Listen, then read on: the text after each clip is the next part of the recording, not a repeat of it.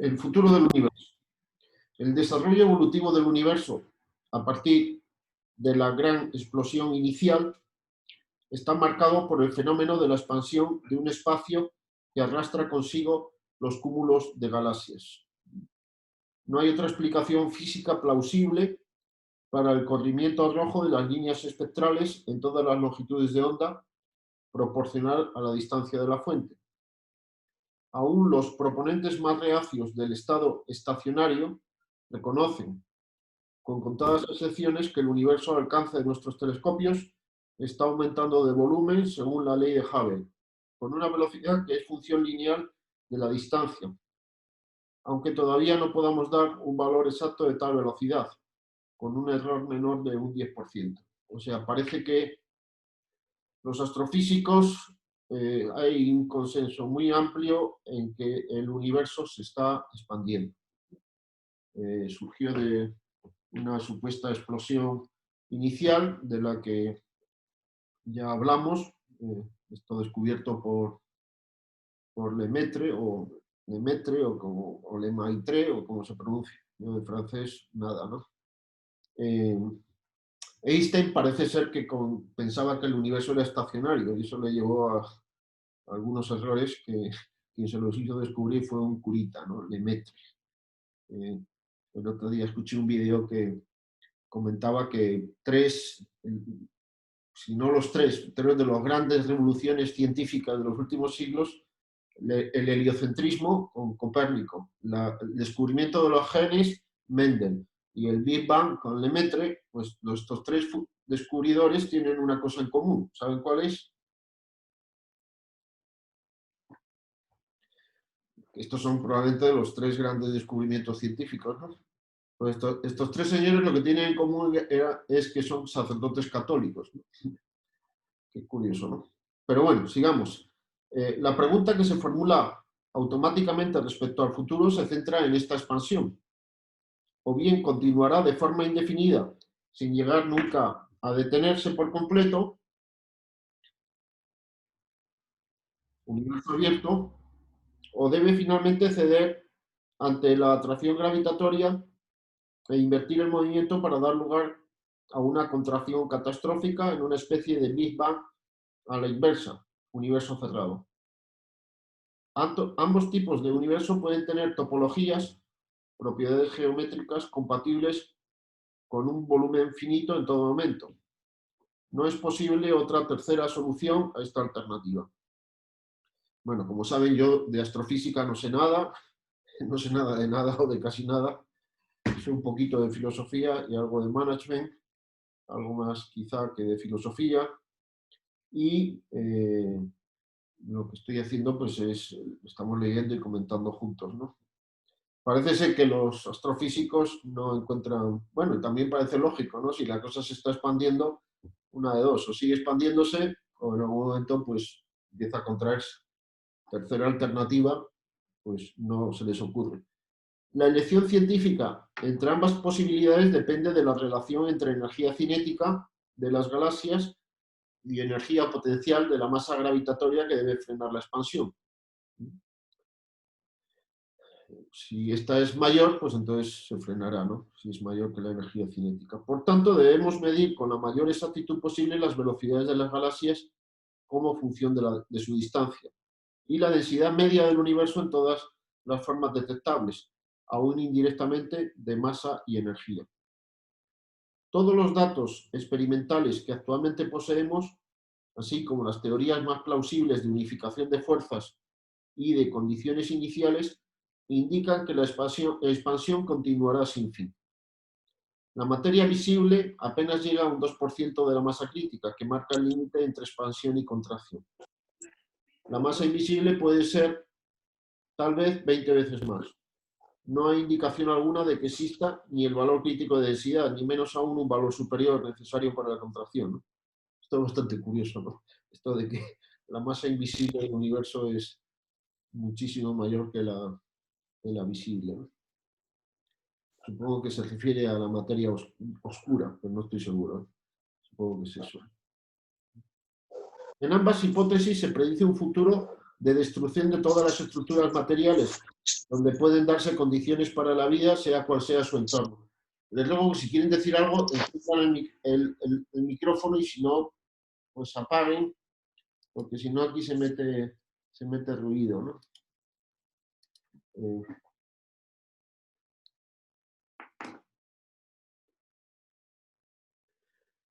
En ambas hipótesis se predice un futuro de destrucción de todas las estructuras materiales donde pueden darse condiciones para la vida, sea cual sea su entorno.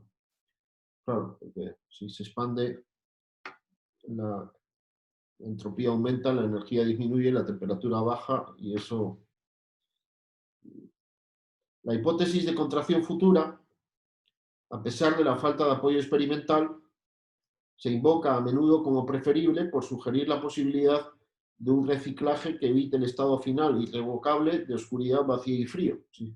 Esto es en lo que terminará si se sigue expandiendo, ¿no? Claro, pasarán millones de años, ¿no? Y lo que tiene apoyo experimental es que se va a seguir expandiendo, o sea que el futuro va a ser, si no ocurre nada extraordinario,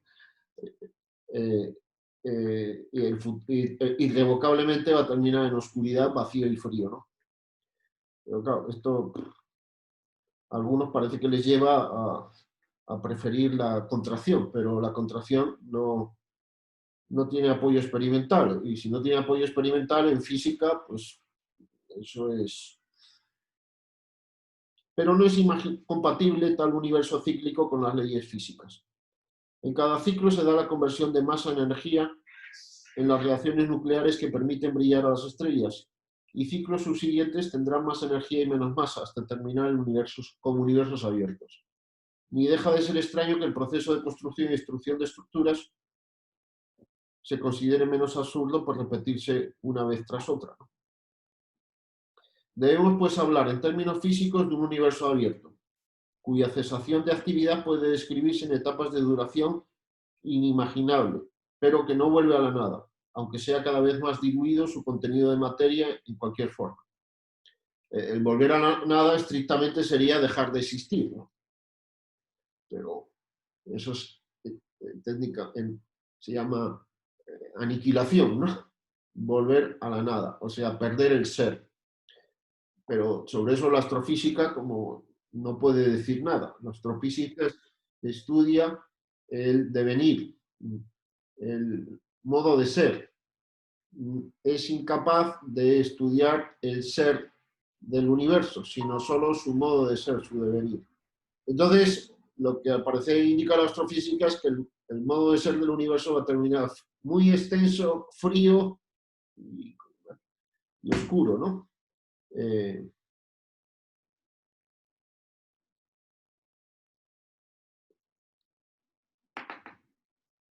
Desde el punto de vista humano, aunque sea más lógico hablar del fin de la vida en la Tierra, puede parecer que el universo es aún comprensible mientras duren las estrellas.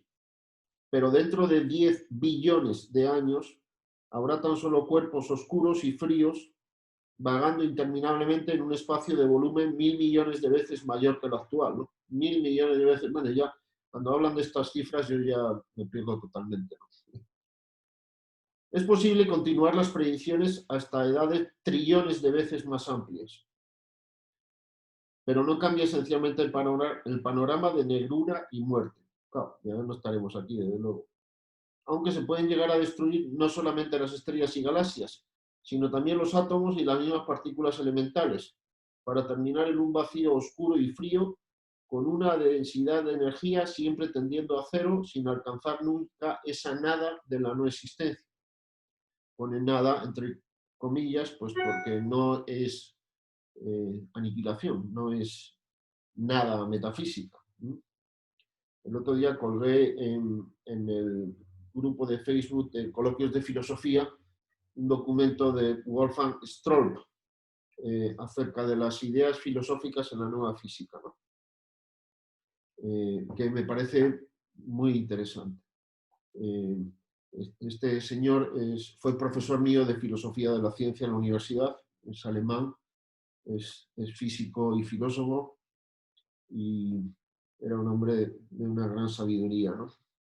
Y ese artículo es muy interesante, ¿no?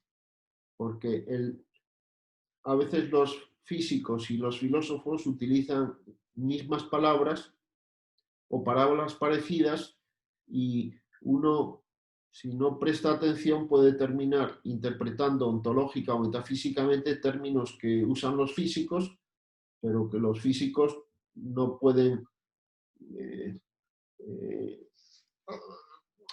no pueden hablar de ontología en cuanto que físicos, ¿no? Por ejemplo, el vacío. El vacío puede parecer que es la nada. No, el vacío no es la nada. No es la nada ontológica, ¿no? En el vacío hay muchas cosas, ¿no? Hay campos, etcétera, ¿no? O la creación de energía. La creación de energía no es creación, ¿no? Es una transformación, ¿no? Eh, Ontológicamente o metafísicamente se puede hablar de creación del universo, pero la creación es la aparición absoluta del universo, ¿no? No es una explosión. Una explosión no es creación de nada, ¿no? El Big Bang no es la creación del universo.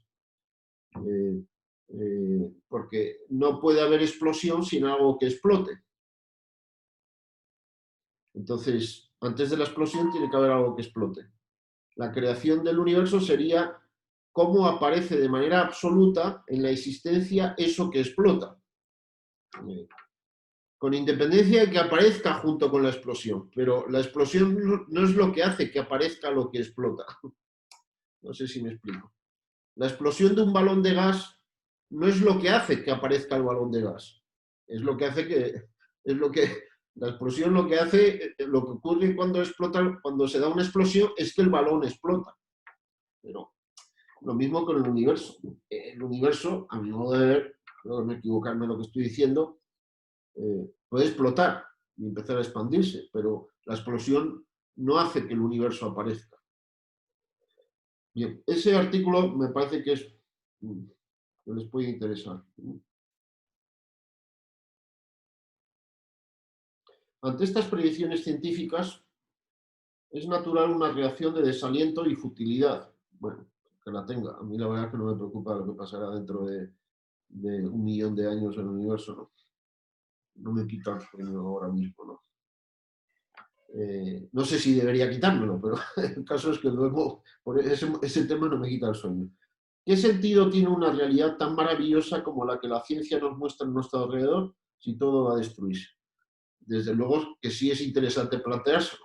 Por esa razón, como me parece interesante, he propuesto pues leer y comentar este tema, ¿no?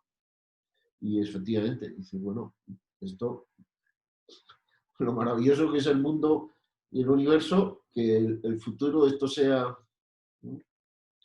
esto pasa también cuando yo en mis buenos tiempos que hacía muchas fogatas. Haces una fogata y dices, fantástico, pero bueno, ya sabes cuál va a ser el futuro de la fogata, ¿no? Cenizas y oscuridad, ¿no? Pero eso mismo va a pasar con el universo. Incluso la existencia humana parece carecer de justificación si todos los logros de nuestra inteligencia y voluntad, la cultura, el arte, los hechos más heroicos van a desaparecer sin rastro ni memoria en esa negrura final, porque efectivamente pues así va a ser, ¿no? Hemos visto cómo el principio antrópico busca la finalidad cósmica en la existencia de vida inteligente, ¿no? Esto lo vimos en los coloquios anteriores, ¿no? Parece absurdo que la misma vida que justifica el universo termine siendo destruida irremisiblemente por la evolución futura según las leyes que permitieron la aparición y desarrollo de la vida humana. Hemos visto que la evolución del universo se ha dado de una manera tal que permite, obviamente, que aparezcan seres humanos en un planeta, en el planeta Tierra, ¿no? Vimos que si hubiera sido ligeramente distinto alguno de los factores iniciales, no habría vida humana en el planeta Tierra y probablemente en ningún lado, ¿no? Entonces, qué casualidad, ¿no? Pero la misma evolución del universo, eh, pues, lleva a que todo eso va a ser destruido, ¿no? El materialismo marxista tomaba como dogma básico la eternidad de la materia y su continuo desarrollo hacia formas siempre de mayor perfección.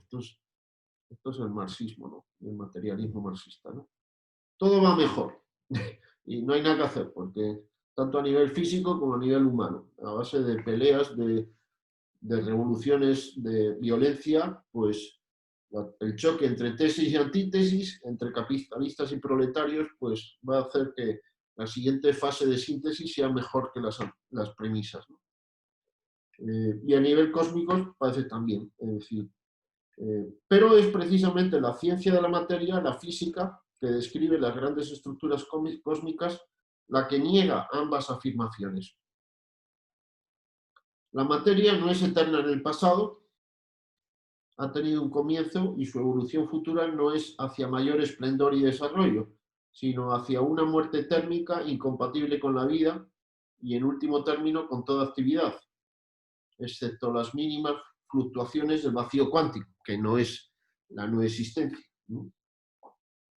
Yo, como mencioné creo la vez pasada, tengo mis reservas acerca de que, bueno, que ha tenido un comienzo desde dentro, yo creo que sí.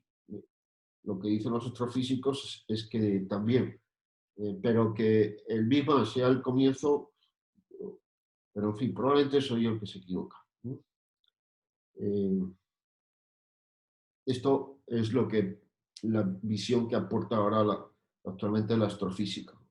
Un comienzo o un punto de altísima densidad del universo que se está expandiendo y el futuro es de la muerte térmica, ¿no? Nada tiene que decir, todo esto es física hasta ahora, ¿no? O astrofísica. Ni siquiera es filosofía tampoco. Salvo lo del materialismo marxista, que es filosofía de la mala, en mi opinión. Nada tiene que decir la teología que cambie las conclusiones de la ciencia. Hemos visto que la teología tiene un método y un alcance y un punto de partida distinto al de la física, ¿no? Pero sí puede darnos un punto de vista más positivo cuando se trata del futuro de la vida humana. Si queda establecido que en nuestra realidad personal debe aceptarse un componente esencial distinto de la materia, el espíritu o alma que nos distingue de los animales, puede aceptarse como consecuencia de su inmaterialidad una posible supervivencia fuera del tiempo y del espacio, aunque las estructuras materiales se destruyan. Es verdad que no sabemos cómo sería tal existencia, pues toda nuestra actividad parece como una función de la totalidad humana, alma y cuerpo, pero no saber imaginarlo o explicarlo no es prueba de su imposibilidad. O sea, lo que está claro es que los seres humanos morimos. Nuestro cuerpo se destruye. Eso es inobjetable. La filosofía permite concluir, no la ciencia, no la física o la biología o la química, que la persona sobrevive a la destrucción de su cuerpo. Porque la persona no es solo cuerpo, es también espíritu. Entonces, la condición de la persona post-mortem, después de la muerte, nos es desconocida, filosóficamente hablando. Pero sí sabemos que no se destruye, porque puede seguir operando. No sabemos si opera, pero sí tiene la capacidad de operar. Y tiene la capacidad de operar porque antes ya de morir también tiene esa capacidad de realizar una serie de operaciones al margen totalmente del cuerpo y de la materia. Este es el hilo argumental de la demostración de la inmortalidad del alma. Entonces, demostración que es filosófica, no científica. Pero es demostración rigurosa. Bien. Entonces, decía antes, a mí no me quita el sueño lo de dentro de 1.000 millones de años, etc. Bueno, pero eso no quiere decir que yo no exista dentro de 1.000 millones de años. Seguiré existiendo. Seguiré existiendo después de muerto, pero sin el cuerpo. Esto se puede saber por filosofía, no por física, ni química, ni ciencia. Bien. La revelación bíblica, ahora entra la teología, ya, en su elaboración secular llega finalmente a esta afirmación de supervivencia más allá de la muerte individual. Dios pues, se ha comunicado a los hombres de manera paulatina, ha ido transmitiendo un mensaje a lo largo de siglos ha revelado una serie de cosas. Eso es a lo que se refiere con revelación bíblica, porque está en la Biblia, que es un conjunto de libros escritos a lo largo de siglos, ¿no? No se pregunta acerca de los procesos físicos de un universo evolutivo, desconocido hasta el siglo XX, ¿no? El universo está en evolución, que el universo se expande, pues esto no se sabía. Bueno, Einstein no sabía que se expandía, pensaba que no estaba en expansión, ¿no? Acerca de eso no se pregunta la Biblia, no se pregunta acerca de los procesos físicos de un universo evolutivo, desconocido hasta el siglo XX, pero en la destrucción del cuerpo no acepta la destrucción total del hombre. Bueno, está viniendo más gente, ¿no? Bienvenidos. La revelación cristiana no acepta, y la judía, que con la destrucción del cuerpo se destruya totalmente la persona. Esto también otras religiones lo afirman, y por ejemplo los antiguos egipcios. Y los filósofos, al margen de las revelaciones, pues como he mencionado antes, pueden descubrir que también la persona trasciende a su muerte corpórea, ¿no? Edward, has levantado la mano. Adelante, mi estimado. Manolo, buenas noches. Hasta ahora no puedo entender de qué sirve saber que el universo en 10.000 o 40.000 años, no sé cuántos, va a desaparecer en la toma de decisiones actual de la vida de uno. Es determinante porque no encuentro el vínculo. Bueno, a ver. O sea, sí, me tengo que preocupar por 10.000 millones de años que van a venir, o No. tengo que vivir mi vida de acuerdo a una norma moral. Digo, ¿no? Es decir, desde el punto de vista práctico, yo creo que preocuparte por eso es distraerte de las cuestiones sobre las que sí sería más interesante que te preocupes, ¿no? Es un interés, digamos, especulativo, ¿no? Saber qué le espera al universo. Sí, No lo digo porque quizá la Biblia no se preocupa por eso, ¿no? me tengo que ocupar y tengo que vivir de una manera sabiendo que con el cuerpo no me destruyo. O sea, yo voy a seguir existiendo después de la destrucción de mi cuerpo. Y esto sí es una cuestión muy relevante para el modo de vivir aquí y ahora. También es relevante para ver qué implicaciones tiene esto. Pues, luego vamos a seguir desarrollando ideas complementarias, ¿no? Porque estamos hechos para la eternidad. O sea, el periodo de vida nuestro va a ser eterno. El tiempo que estamos en el estado actual es muy corto, aunque uno viva 100 años. Cada año que pasa es un año menos, desde luego. O sea, el tiempo que estamos en este estado de vida corpórea aquí, ahora, en esta situación, es un suspiro dentro de lo que va a ser nuestra vida como persona, porque tenemos toda la eternidad por delante. Entonces, y la eternidad por delante puede ser buena o puede ser aciaga, y eso va a depender de cómo vivimos esta vida, ¿no? Por tanto, el que nos destruimos totalmente con la destrucción del cuerpo o no es totalmente relevante en el día de hoy, porque no da igual. Se puede discutir si sí o si no. Bueno, yo he dicho, la filosofía, algunos filósofos han establecido pruebas concluyentes al margen de la revelación o de la religión o de cualquier tipo de fe, que la destrucción del cuerpo no significa la destrucción total de la persona. La persona sigue existiendo. De una manera bastante misteriosa, Pues porque lo que sabemos es que somos personas corpóreas. Bien. Y esto algunos filósofos lo han descubierto, lo han demostrado. Hay otros que lo niegan, pues los materialistas, todos los materialistas, obviamente, si reducen al ser humano al cuerpo, si el cuerpo se destruye, pues no hay más que hablar. Pero el materialismo es cerrado. Si se toma como absoluto, es obvio que somos también corpóreos. Bien. La revelación judeocristiana no se pregunta acerca de los procesos físicos del universo, pero sí sostiene que no se da con la destrucción del cuerpo la destrucción total del hombre. Esto es judaísmo y esto es cristianismo. Y esto es también otras muchas religiones. Bueno, he mencionado a los judíos, pero muchas otras religiones consideran que hay un mundo trascendente que con la muerte no se acaba todo. La física no puede decir nada al respecto, porque la física estudia lo físico, entonces cuando se destruye solo puede hablar de lo físico, ¿no? Bien. Ahora supongo que se está proyectando la pantalla, ¿no? Cosa que antes no. ¿Me confirman? O sea, están viendo el texto, ¿no? Que sube y baja ahora, ¿no? No, ¿Sí?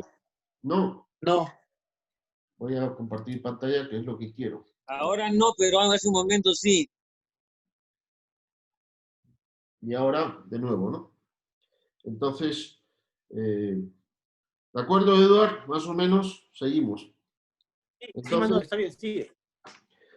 Entonces, Sí, ahora sí. la revelación bíblica, en su elaboración secular, llega finalmente a esta afirmación de supervivencia más allá de la muerte individual. Por lo tanto, una persona puede conocer que con la muerte no se acaba todo, uno, pues si acepta la revelación judeocristiana, que Dios ha comunicado esto. Entonces lo conoce por fe. También puede llegar a esa conclusión por medio de una argumentación filosófica. Entonces no lo conoce por fe, sino lo conoce por razón, ¿no? Pero no puede llegar a esa conclusión por medio de la ciencia física. Bien, la revelación bíblica no se pregunta acerca de los procesos físicos de un universo evolutivo, desconocido hasta el siglo XX. Como decía Galileo y otros, pues la Sagrada Escritura no dice cómo van los cielos, dice cómo va uno al cielo, cómo tiene que vivir uno para ganarse el cielo, pero no dice cómo... Pero en la destrucción del cuerpo no afecta la destrucción total del hombre. Esta idea es central dentro de la antropología cristiana. O sea, la muerte es un paso a otra manera de vivir, pero no es la última palabra.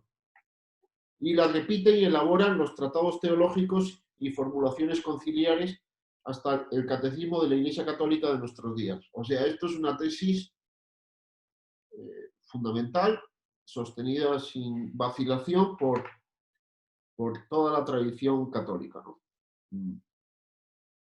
Si es aplicable a la muerte personal, debe también admitirse para la muerte cósmica, que no nos afecta más que lo hace la descomposición de nuestro cuerpo.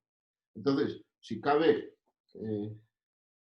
esto no sé cómo interpretarlo, si es aplicable a la muerte personal, o sea que no es la destrucción de la persona, debe también admitirse para la muerte cósmica.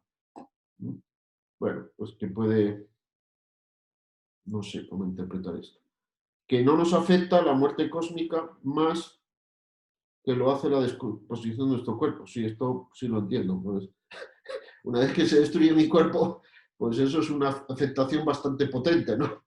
Que es que haya la muerte cósmica del universo, pues me afecta, pero no más que lo que me afecta a la destrucción de mi cuerpo, ¿no? Bien.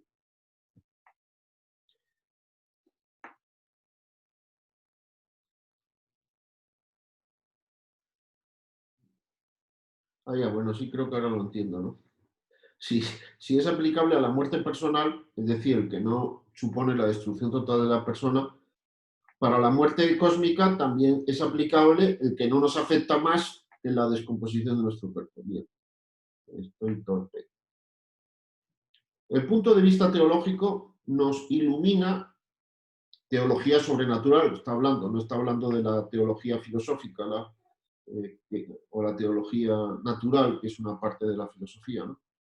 El punto de vista teológico nos ilumina la aparente paradoja de que el universo parezca carecer finalmente de sentido, que es a lo que parece apuntar pues, lo que la astrofísica indica, ¿no? Que esto, como dice un amigo mío, la muerte pelada, ¿no? O sea, va a ser la negrura, frialdad y densidad tendiente a cero, ¿no?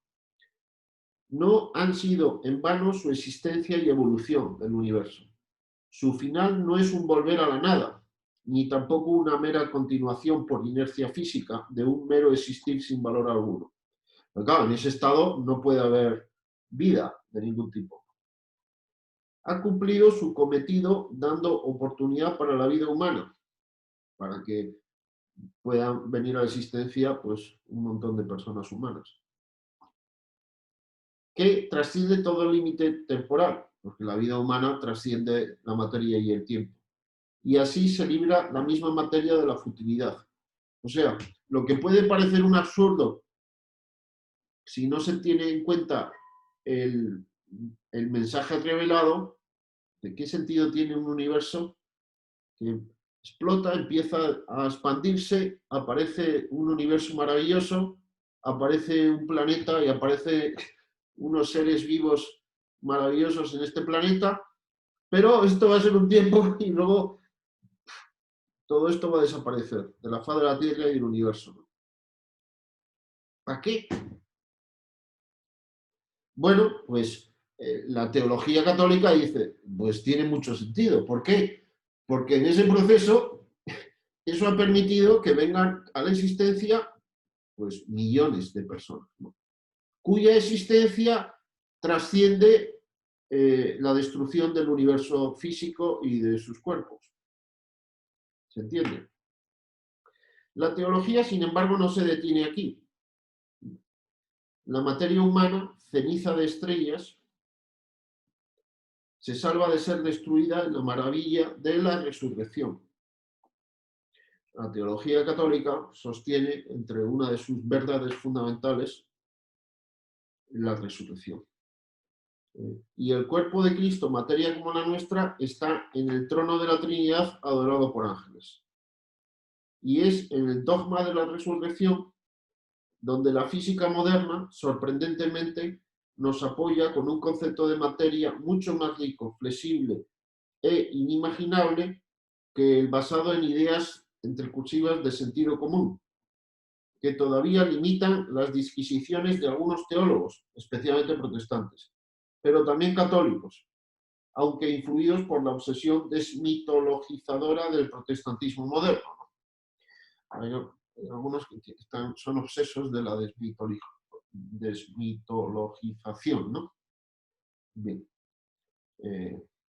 Este párrafo creo que tiene mucha carne, ¿no? La materia humana, ceniza de estrellas, porque efectivamente nuestro cuerpo está hecho a partir de ceniza de estrellas, ¿no? El carbono, el fierro, el calcio, qué sé yo. Se salva de ser destruida en la maravilla de la resurrección. O sea, los seres humanos vamos a resucitar en el futuro. O dicho de otra manera, cada uno de nosotros va a recuperar su cuerpo, mejorado, esperemos, ¿no? Sin sobrepeso, ¿no?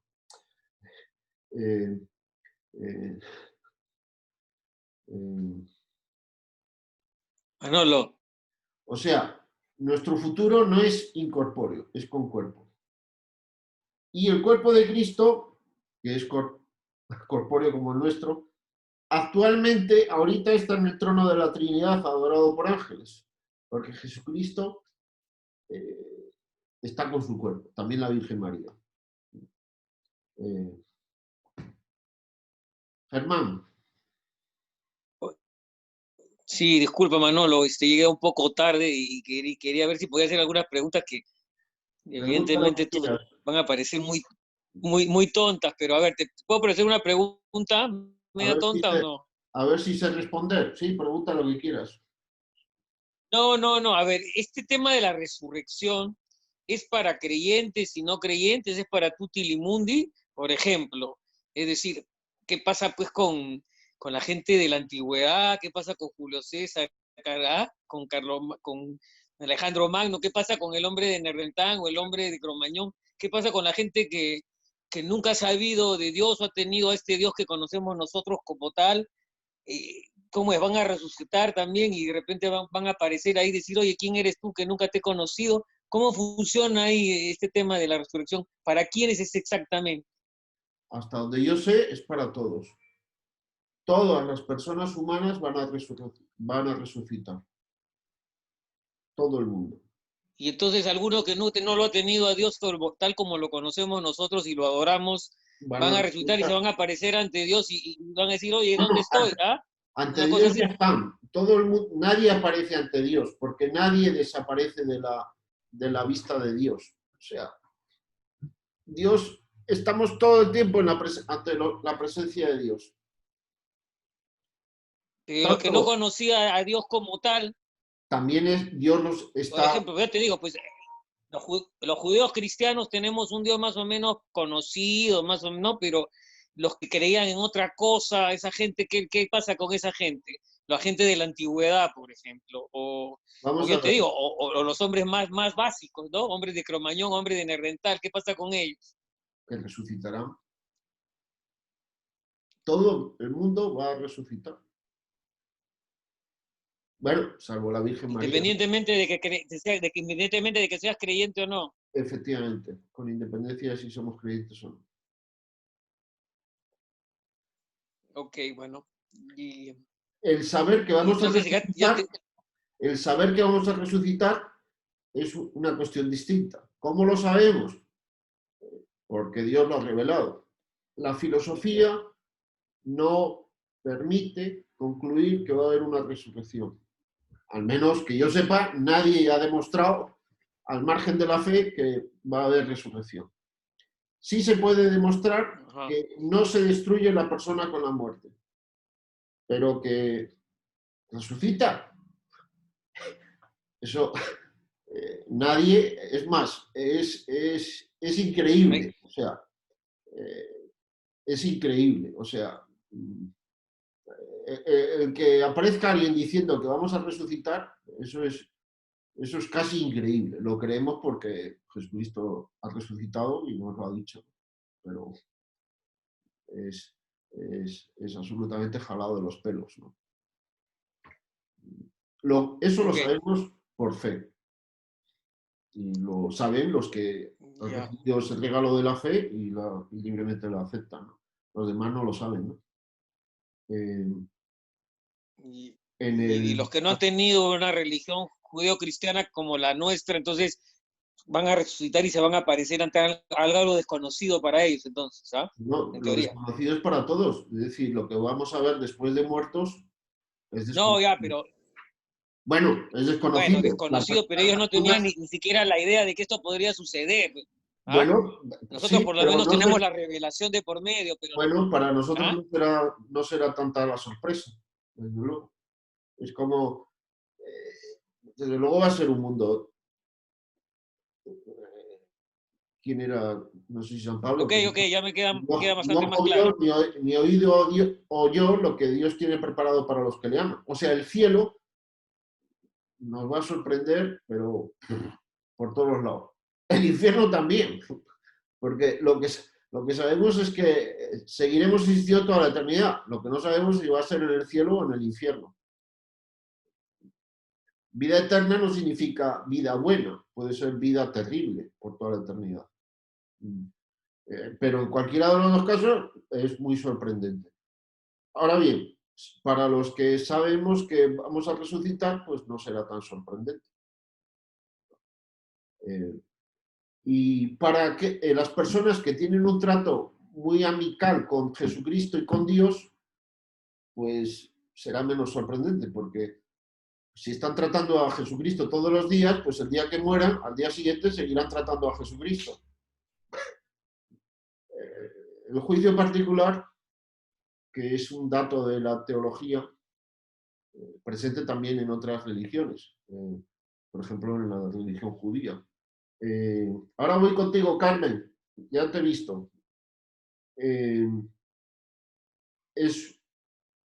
Jesucristo ahí juzgará nuestra vida. Pero claro, si uno hace examen de conciencia todos los días, si uno conversa, hace oración todos los días, pues esa conversación, ese juicio con Jesucristo, pues Jesucristo va a decir, ya, bueno, ya, pues sí, acabamos de conversar hace 10 minutos. O sea que va a haber juicio con Cristo para los que lo conocemos y también para los que no lo conocieron. ¿Ah? Así es, Jesucristo nos va a juzgar personalmente en el momento después, cuando muramos. Y eso es un juicio, el particular se llama, le llaman los teólogos. Y luego habrá otro juicio universal donde seremos juzgados públicamente, ¿no? O sea, cada una de las personas vamos a ser juzgados ante todas las personas que han existido y que existen. O sea, todos los miles de millones de personas van a observarme siendo juzgado por todas las acciones de mi vida.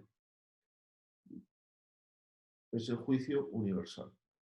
O sea, de ahí no es que eso va a ocupar mucho tiempo. no es que ahí no me quiero presentar, ¿no? No me presento al examen, ¿no? Ya que me jalen nomás, pero no. Ese es el juicio universal, donde Jesucristo impartirá justicia universal como juez supremo. Entonces, ya cada uno sabrá si se ha salvado o no, porque eso lo sabe uno en el momento de morirse, en el momento después de muerto, en el juicio particular. Pero en esta vida, a veces nos quejamos de que los malos salen airosos y que los buenos, pues, les cae de todo. Y a veces sufren injusticias y atropellos y demás. Y no hay justicia. Efectivamente, en esta vida hay muchas injusticias que pasan, pero ninguna injusticia va a pasar de largo. Jesucristo va a hacer justicia plena. Eso lo creemos los católicos. Los que no son católicos, los que no saben que hay un juicio particular y un juicio universal, pues pueden pensar, bueno, pues aquí el mal prevalece tantas veces, ¿no? Y los inocentes terminan siendo abusados, maltratados y asesinados. Y no ha pasado nada. Pues nada va a quedar sin ajuste de cuentas.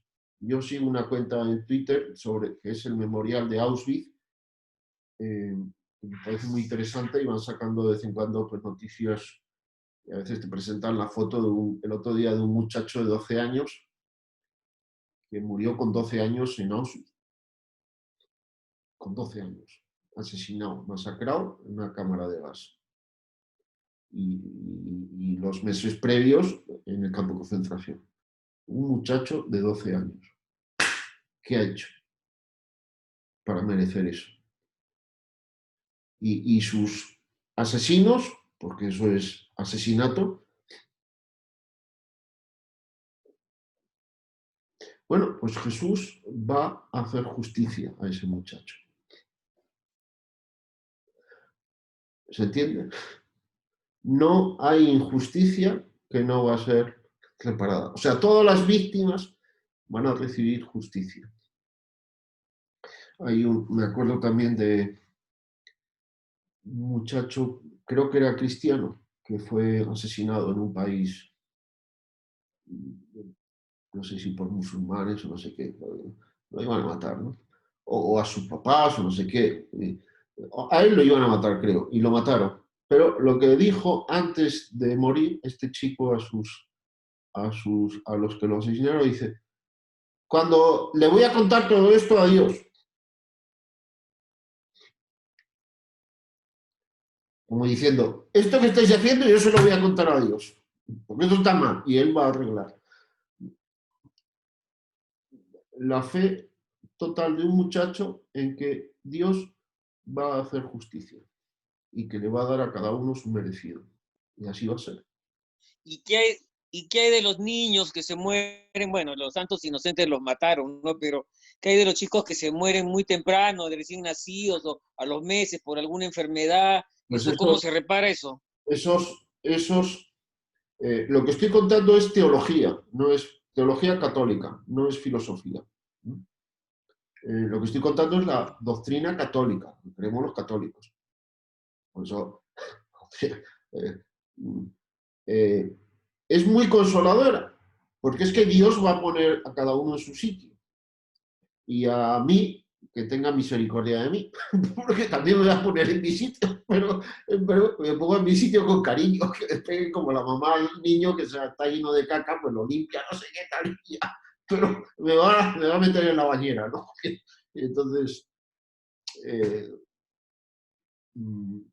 pero a los malos les espera el infierno, porque eso es lo que han querido ellos. No va a haber impunidad. No hay crimen ni pecado que termine impune.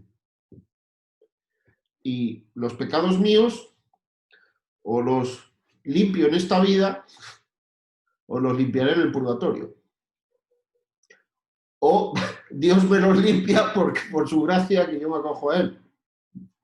Pero en el cielo no entra nadie con polvo en los zapatos, ¿no? Entonces, o me limpio en el purgatorio, lo que quiero tratar es de morirse bien limpio, ¿no? En amistad con Dios y lo más limpio posible. Pero si muero enemistado con Dios, me espera el infierno por toda la eternidad. Entonces, los crímenes, o por no hablar las cosas malas que he hecho en esta vida, los que estamos aquí, supongo que ninguno ha asesinado a nadie, ni se ha robado la planilla de unos pobres obreros, ni yo qué sé, o quizás sí, no lo sé, pero purifico mi vida en esta vida, pues es el tiempo de purificación, que tengo, de limpieza. Bueno, es decir, lo que hacemos en esta vida no es irrelevante. Como dice la película del Gladiador, Maximus dice, lo que hacemos en esta vida tiene eco para toda la eternidad. No da igual. No da igual hacer el bien que hacer el mal. No da igual ayudar que no ayudar. No da igual tampoco en esta vida. Uno es más feliz cuando tiene una actitud de ayudar, pues, a las personas, a todo el mundo, a lo que uno pueda, claro, priorizando. Primero están las personas más cercanas y luego, pues. Pero no da igual. Y se hará justicia. Jesucristo hará justicia. Vendrá como juez y dictará sentencia. Guste o no guste. Algunos pueden decir, esto es asustar a la gente. Bueno, esto es la realidad. Esto es como el profesor a los alumnos. Oiga, si no estudia, manejará el curso. Es que usted está asustando a la gente. Bueno, pues mejor que se asuste, aunque luego llore. Porque que se pueda estudiar, porque si no va a jalar. Oye, es que esa no es motivación. Una consulta. Bueno, que estudie para aprender, porque si no va a ser un ignorante. Pero si no estudia para aprender, por lo menos que estudie para probar. Porque es que si no hace bien el examen, va a salir jalado. Bien, pues esta vida es un examen. Nos van a examinar, decía San Juan. Una consulta ahí, Nos van a examinar en el amor al término de la jornada. Entonces, ¿hemos amado o no? Y esto, si miran la oración de los justos ante Anubis de la tradición egipcia, también dicen que el alma de los justos será pesada. A ver, y lo van a pesar según el amor, van a pesar el corazón. Y se van al bien o se van al infierno. Esto no solo está en la tradición judía y cristiana. Todo el mundo una consulta, sabe, todo el mundo sabe, y en su interior seguramente lo sabe, que no da igual cómo vives y sobre todo cómo mueres. Lo importante es cómo mueres. Pero claro, uno tiende a morir como vive. Entonces, esto lo sabe todo el mundo. Es decir, pueden decir lo que quieran cara afuera, pero todos lo sabemos que no da igual cómo muero, pero es libre. Germán, brevemente. Una consulta ahí, Manolo. Sí, sí, pues para que pases a otro tema, sí, ya, tú dices que todos vamos a resucitar y todo, pero mientras como va a haber un juicio final, que eso será en el final de los días, y ese final de los días puede ser muy largo, ¿qué pasa mientras llegue ese final? ¿Los muertos dónde van? Pues no van a ningún sitio físico porque no tienen cuerpo. Eso es ¿Y un dónde están estado, hasta la hora del juicio final? pues están en un estado incorpóreo. Pero en el cielo, en el infierno, en un purgatorio, en ningún sitio. Hay 3 estados. El estado en el cielo, ya se han salvado, ya son eternamente felices, y en el juicio final van a simplemente, pues bueno, será un trámite, porque se mostrará también, no hay maldad que no sea, que pase impune, y tampoco hay mérito que no sea premiado. Entonces, las cosas buenas que uno hace, Dios las premia. Si no las va a poder premiar con el cielo, las premia en esta vida. Porque luego se va a ir al infierno. A los malos que hacen cosas buenas, Dios les premia esas cosas buenas. Y si no se lo va a poder premiar con el cielo, van a tener el premio aquí. Y a los buenos que hacen cosas malas, que hacemos cosas malas, somos pecadores, por eso los católicos se nos recomienda la confesión frecuente. Vamos a recibir el premio del cielo, Dios quiera, con su misericordia. Pero las cosas malas las tenemos que limpiar, o aquí o después. Y el premio lo vamos a recibir en el cielo y también aquí, pero a veces aquí menos, porque es que Dios ya tiene armada la cosa. Por eso a veces al sucesor de San José María Escrivá, como Álvaro del Portillo, yo tuve la suerte de escucharle varias veces en alguna tertulia, ¿no? De tratarle de cerca no, pero sí le escuché mucho, estaba dentro del público, ¿no? Entonces, recuerdo que una vez en algún sitio alguien le preguntó, en una de estas tertulias, que la gente le preguntaba cosas, y le preguntó, se me quedó grabado aquello. Este Álvaro del Portillo era un hombre con una cabeza extraordinaria, era doctor en ingeniería de camino, doctor en historia, doctor en teología, y un santo, y era la bondad personificada. Pero la inteligencia brutal y bondadoso como él solo. Entonces alguien le preguntó, oiga padre, ¿cómo es posible? A ver, yo lo digo mal, pero esta fue más claro, estaba hablando del público y le dijo, ¿cómo es posible que haya algunos desgraciados hijos de su madre que les va muy bien en la vida? Tienen salud, tienen plata, tienen prestigio, tienen fama, risas y salsa. Y otras personas que son buenas, que son abnegadas, que son sacrificadas por lo demás, les cae de todo. Se ponen enfermos, se le enferma al hijo, se le enferma al esposo, una ruina económica, o hace el ridículo, la gente la manda, no lo entiende, la manda al ostracismo, o sea, le cae. O este chico de 12 años que lo matan en Auschwitz. Oye, pero tiene toda una vida por delante, ¿cómo Dios permite esas cosas? ¿Y cómo permite que otros desgraciados les matan bien? Ya, es una pregunta... Bueno, a mí se me quedó... Porque además es verdad. Bueno, cuando uno va a tener más experiencia de la vida, más años, pues lo observas. Hay gente buena que dice, escucha, joder, es que le cae de todo a este pobre, ¿no? O a veces a uno. Bueno, o un familiar o amigos y más. Y hay otros que son unos sinvergüenzas y dicen, pasan piola y no pasa nada. Este se ha robado un montón de no sé qué, a no sé cuánto y tal. Y ahí está. Y otros por menos están metidos en la cárcel, por ejemplo. Entonces Álvaro del Portillo dijo, mira, Dios es infinitamente misericordioso e infinitamente justo. Entonces no deja de premiar ninguna acción buena que realiza una persona.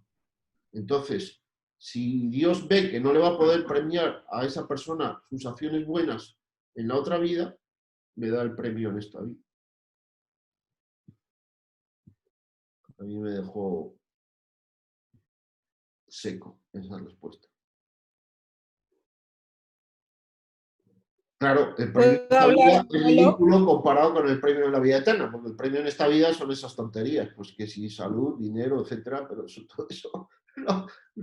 todo eso está muy bien, desde luego. Y en el cielo vamos a disfrutar de cosas materiales fantásticas, ¿no? Vamos a ver colibríes espectaculares, vamos a comer tortilla de patata, vamos a comer ceviche, vamos a tomar buen vino, vamos a jugar zumbito, vamos a meter goles de chalaca. Todo eso va a ser parte del cielo, pero va a ser ridículo comparado con otros bienes, ¿no? Pero Dios es justo, premia todas las acciones buenas y castiga las malas.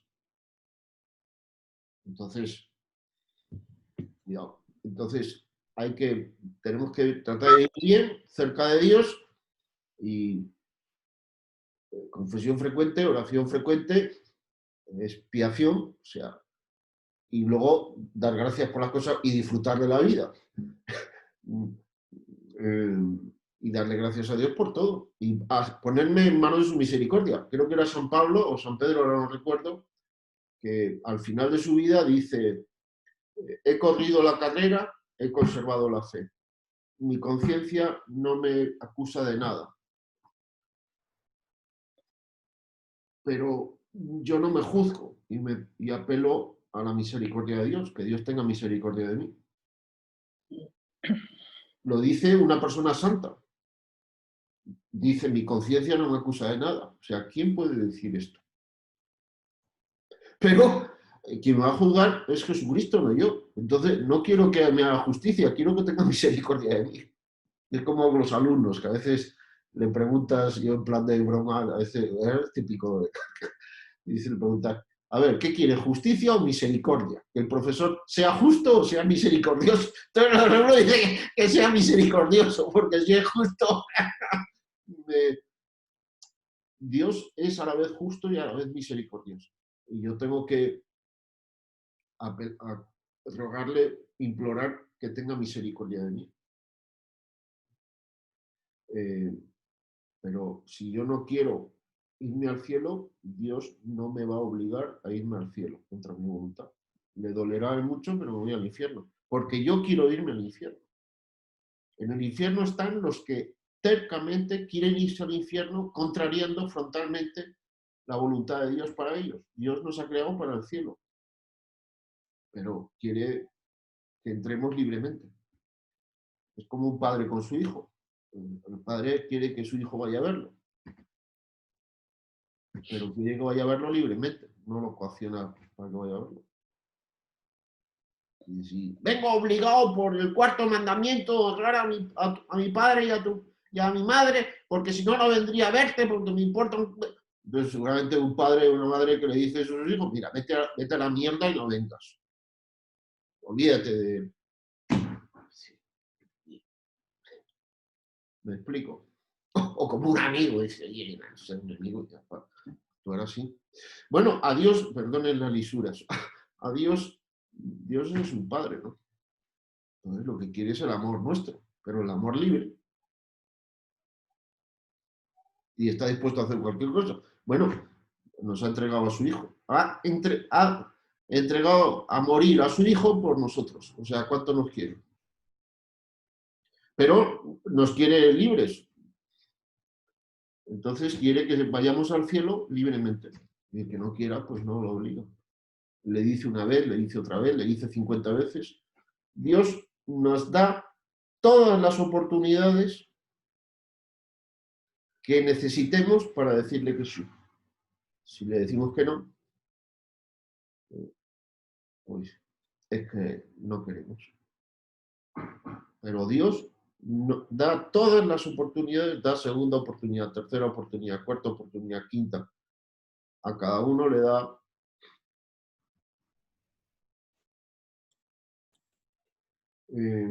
Entonces, el estado, cuando uno muere, esto es la teología de los novísimos, o sea, de las cosas más nuevas, que serán las últimas. Cada uno es juzgado personalmente por Jesucristo. Uno ve toda su vida ante la mirada de Jesucristo y ante la propia mirada, y uno sabe para dónde se va, ¿no? Eso no es sorpresa, probablemente. Bueno, esto que he dicho, ya seguramente no estoy seguro, pero seguramente el que muere lo sabe, ¿no? No creo que sea mucha sorpresa, ¿no? O sí, no lo sé. Si uno está muy ciego, pues quizás sea sorpresa, te vas al infierno. ¿Pero por qué? Por esto.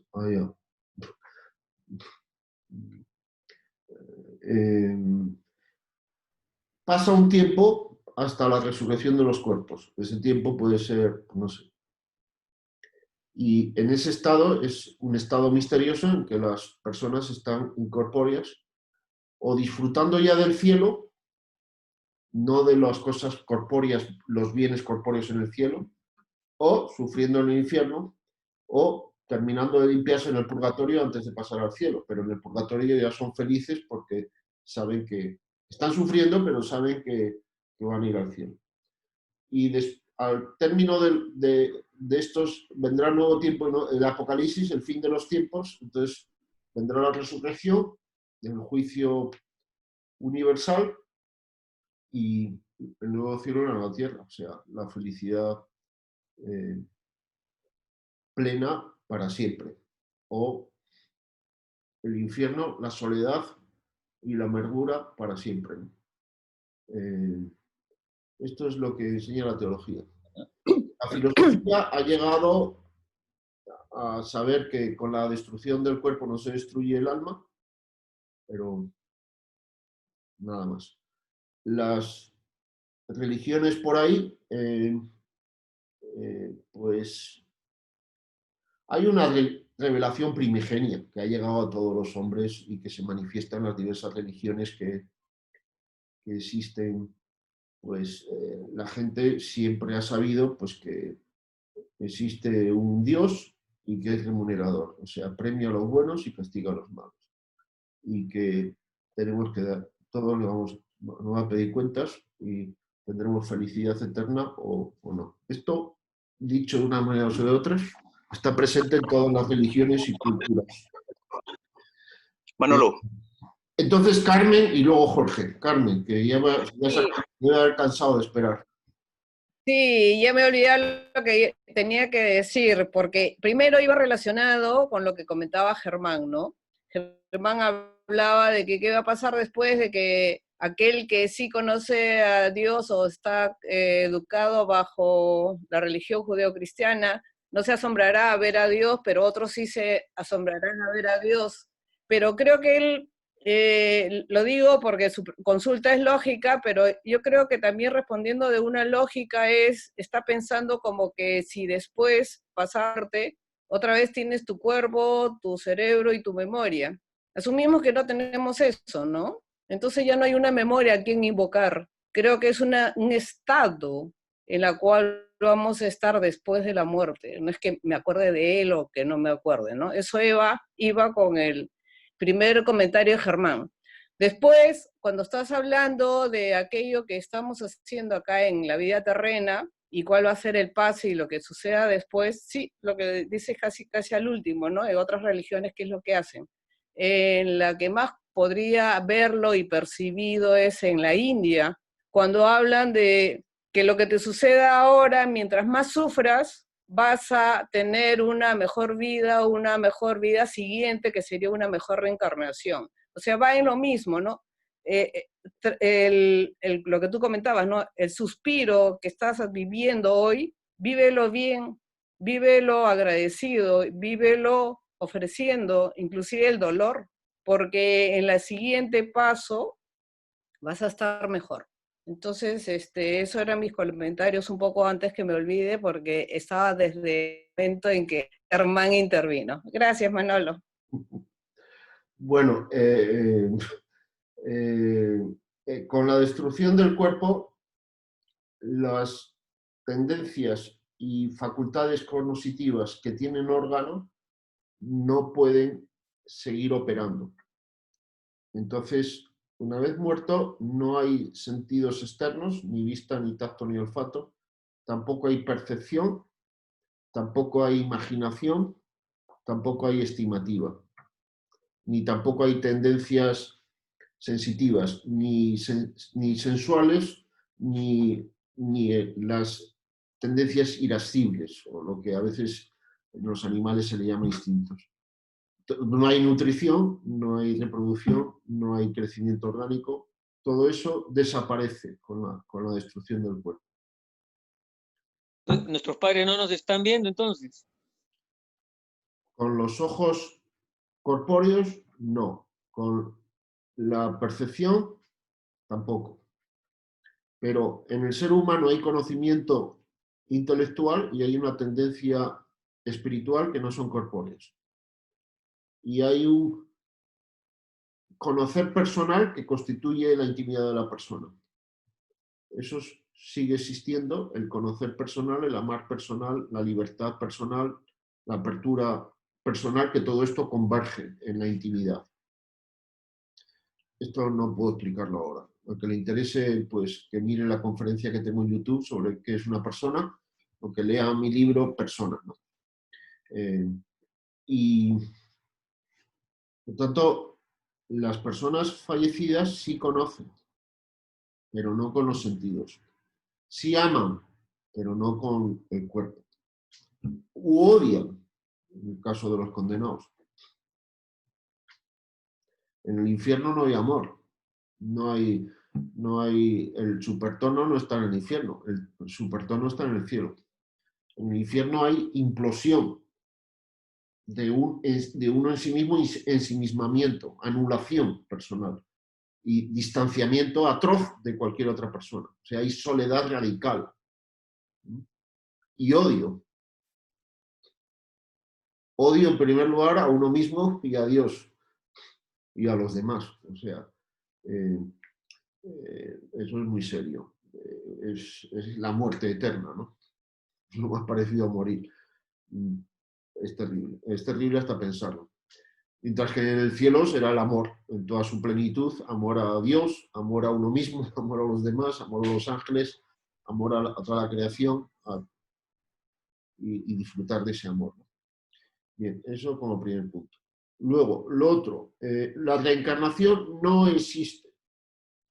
No hay reencarnación. Eso filosóficamente es imposible, sin necesidad de la fe, es absurdo. Esto no quiere decir juzgar a los hindúes y demás, porque los pobres, pues como todos, pero no, bueno, en fin. No hay reencarnación. Lo que hay es resurrección. Que no hay reencarnación se puede saber filosóficamente. Que hay resurrección no se puede saber filosóficamente, como he dicho antes. Esto es una verdad de fe. Si no hubiera Dios dado a conocer, esto no hay manera de saberlo, ni averiguarlo, ni demostrarlo. La demostración es basada en la fe, en que Dios así lo ha comunicado.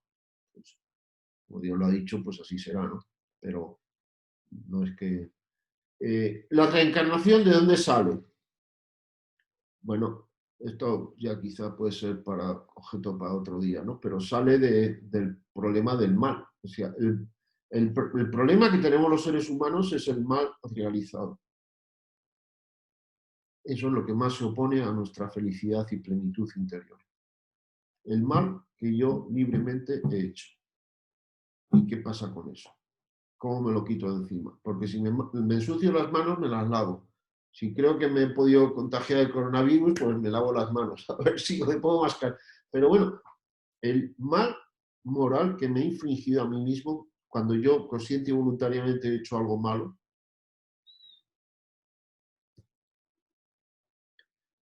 ¿qué dice la ciencia? La ciencia no tiene nada que decir sobre esto, porque no tienen ni idea. ¿Qué dice la filosofía?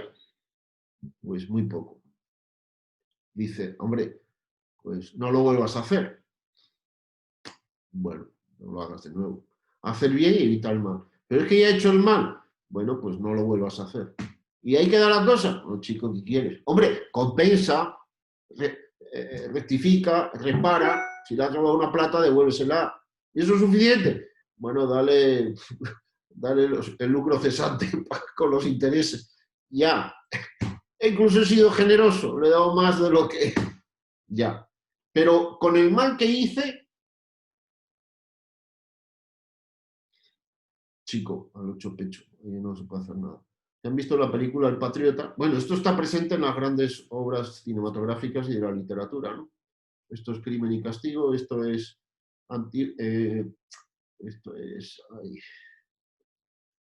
Bueno, esto es Delitos y Falta, Crimes and Punishment de Woody Allen. Esto es El Patriota, con Mel Gibson. No sé si se acuerdan, pero Mel Gibson, en un momento de la película El Patriota, a mí no me gusta mucho esa película, porque es un poco melosa y tal, ¿no?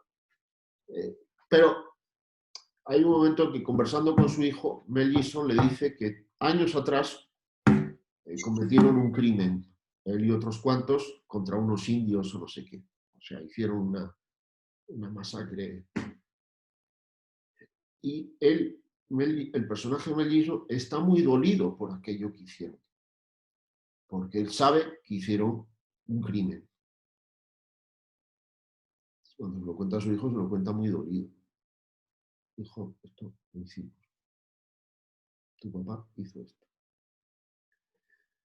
Ese dolor interior, el sentimiento de culpa, que Freud y los materialistas lo que quieren es taparlo, meterlo bajo la alfombra, negarlo. No, no lo niegas. Hay cosas que si las metes bajo la alfombra, pues te sale por el otro lado. Si cierras la puerta, se te mete por la ventana. ¿Cómo se soluciona eso? No hay respuesta. Los únicos intentos de respuesta que ha habido es uno, negarlo, que es el psicoanálisis y similares. Piensa en otra cosa, pero drógate, emborráchate, no pienses. Yoda, Luke Skywalker, ya no más preguntas, ya no pienses. Despeja tu cabeza de preguntas. Déjate llevar, huevón, imbécil. No, ¿cómo vas a decir que? Y la otra es la de Platón y la reencarnación, o la de Edipo Rey. Es el problema de Edipo. Ha cometido incesto. Él no lo sabía. Yo a Leonardo Polo le pregunté en una ocasión, a las últimas veces que estuve con él, pero don Leonardo, pero es que él no sabía que era su madre. Entonces, ¿cómo va? No hace una cosa mala cuando sabe que es mala, pero yo qué culpa tengo si no sabía que era mi madre. Y me dijo, bueno, es que para los griegos eso no era tan así. Entonces, se veían responsables incluso no sabiendo. Entonces, ¿qué le queda a este pobre hombre al darse cuenta de la barbaridad que ha hecho? Pues parece que se va a los bosques. Se saca los ojos, creo, si no recuerdo mal, y se va a los bosques. ¿Eso qué quiere decir? Pues no sé qué quiere decir, pero es un poco apelar a la divinidad, a decir, bueno, esto yo no lo puedo arreglar. O la reencarnación. La reencarnación es una segunda oportunidad. Y si esta vida la he fregado, pues bueno, ya tendré una oportunidad en la siguiente, ¿no? La reencarnación no tiene fundamento, ni antropológico, ni ontológico, pero es una aspiración es un intento de respuesta fantasiosa a una aspiración de solución a este problema. Pero ¿cuál es el problema con la reencarnación? Que no cierra el asunto. Porque si las reencarnaciones son un número finito o infinito de reencarnaciones, esto a algún budista me gustaría algún día conversar con él y preguntar. Si las reencarnaciones, el número de reencarnaciones es finito, ¿qué añade la segunda versus la primera? Versus la anterior. ¿Cómo sabes que no estás en la última? Si el número de reencarnaciones es infinito, entonces da igual todo lo que hagas. O sea, es irrelevancia total de la vida humana y de las acciones humanas. O sea, la libertad se esfuma. Si el número de reencarnaciones es finito y todo acaba bien, entonces es también la irrelevancia, porque dice, bueno, habrá tantas oportunidades cuantas necesites para acabar bien. Entonces quiere decir que tu libertad no existe. Y es un determinismo optimista. Haz toda la barbaridad que quieres, que al final todo se arregla. Si el número es finito y la cosa necesariamente acaba mal, es un determinismo pesimista atroz. Es decir, haga lo que hagamos, vamos a terminar mal. O sea, esta es la única vida que tenemos y que acabe bien o mal depende de nosotros y de Dios. No solo depende de nosotros, de Dios. Pero Dios juega a nuestro favor. Pero si nosotros nos volvemos contra Dios, Dios no va a anular nuestra libertad para llevarnos al bien, aunque nosotros no queramos. Porque eso equivaldría a aniquilar a la persona. Y Dios no va a aniquilar a una persona que ha creado. Entonces, a los que no quieren estar con Él por toda la eternidad, los mantiene alejados de Él, donde esas personas quieren estar. ¿Qué significa estar donde yo no, estar en el lugar donde yo no estoy porque no quiero estar con Dios? Pues estoy en el lugar donde no está Dios. Eso es el infierno. Pero Dios es todo el bien. Entonces en el infierno no hay bien. Pero Dios no aniquila a los que están en el infierno. Y los ama. Y le duele. Pero esas personas no quieren estar con Dios y con el bien. Jorge. Manolo, dos preguntas, si se puede, ¿no? Si se puede. La primera pregunta es, si Dios es un Dios remunerador, como estábamos conversando, la pregunta es si tú crees que una vocación dentro de la iglesia podría ser más remunerada que otra. Por ejemplo, un laico consagrado más remunerado en el cielo que un casado, o que un sacerdote más remunerado que un laico consagrado. Esa es como primera pregunta. Y segunda pregunta, aquellas personas que conocemos a Jesucristo o que conocemos el cristianismo, mi pregunta es, si esa persona que conoce el cristianismo basta entrar en el reino de los cielos cumpliendo o siendo buena gente o cumpliendo los mandamientos, podría decirlo, pero no sería suficiente, creo yo, tendría que amar a Jesucristo. O sea, además de ser una buena persona, si lo conoce, ¿no? Además de ser una buena persona, tendría que amarlo para entrar en el reino de los cielos. Desde mi punto de vista, sería muy difícil que siendo una buena persona y no amando a Jesucristo, pueda entrar en el reino de los cielos. Esas son las dos preguntas. Bueno, son dos preguntas bien difíciles y que yo creo que exceden mis conocimientos. Habría que buscar a un buen teólogo. Vamos a ver. La primera era... me he olvidado de la primera y de la segunda. A ver, la primera... Yo remunerador, si hay una vocación... ya, si hay una que otras. vocación más remunerada que otra. Es un tema... Yo soy más filósofo que teólogo. Eso creo que se nota. De teología sé un poco, de filosofía sé un poco más. Me gusta más la filosofía que la teología, pero creo que es más iluminadora la teología que la filosofía, porque la filosofía se queda corta, la teología da más respuestas, pero yo tengo un temperamento más filosófico. Entonces, Dios lo que premia es el amor. Entonces, es decir, si es un, yo qué sé, un cobrador de impuestos o yo qué sé, o un prestamista, por poner una profesión bastante poco, o yo qué sé, que ama a Dios con su trabajo y lo santifica, de soltero, esté casado, pues ese puede tener el buen ladrón, un criminal. Esa fue la primera persona canonizada, la primera persona que además fue canonizado por Jesucristo, no por el Papa, ¿no? O sea, Jesucristo le dijo, hoy mismo estarás conmigo en el paraíso, que es la fórmula de canonización. Entonces, ¿y este quién era? Este era un criminal, pero impresionante, ¿no? Los romanos no crucificaban a cualquiera, crucificaban a los peores. O sea, este era un criminal terrible, pero se encuentra con Jesucristo y dice, esta es la mía, ¿no? Y dice, acuérdate de mí cuando te des tu reino. ¿Qué le dice? No, no me hagas justicia, por favor, ten misericordia. Ay, soy una bestia. Y se gana el cielo y lo canoniza en vida, antes de que muera. Jesucristo le dice, hoy mismo estarás conmigo en el paraíso. Entonces, es una cuestión de amor, el que más ama, no es una cuestión de estado. Si soy laico o soy casado, que si soy viuda, que soy laico consagrado, o sacerdote, o cardenal.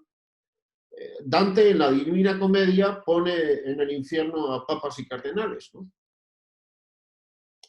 Quizá exagerando un poco la nota, porque a veces nos quejamos del clero, pero por lo general el clero, a lo largo de la historia, los sacerdotes y obispos y cardenales son personas muy buenas, y los papas también. Ha habido algunos sinvergüenzas también, pero, en fin. Pero uno puede haberse entregado a Dios en esta vida, pues haberse hecho, yo qué sé, fraile o sacerdote o monja o lo que sea, e irse al infierno. Si no es fiel y no ama, o sea, San José María Escrivá de Balaguer, en la casa central de la obra, en Roma, pues ahí no sé qué dice, fieles vale la pena, o algo así, no recuerdo bien. Entonces un día, pues lo invitó a almorzar a un cardenal, pues estaban por ahí conversando, y vio esto el cardenal, le llamó la atención, dice, y San José María dijo, usted y yo tenemos que ser fieles también, porque si no somos fieles, somos infieles.